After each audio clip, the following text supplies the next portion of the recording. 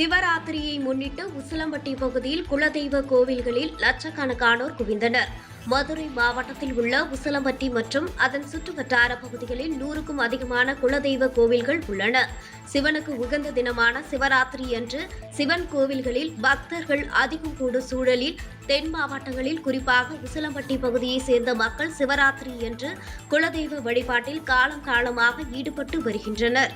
அதன்படி மகா சிவராத்திரியை முன்னிட்டு உசிலம்பட்டி பகுதியில் உள்ள குலதெய்வ கோவில்களில் குவிந்த லட்சக்கணக்கான பக்தர்கள் விடிய விடிய பொங்கல் வைத்தும் கிடாய் வெட்டியும் நேர்த்திக்கடன் செலுத்தினர்.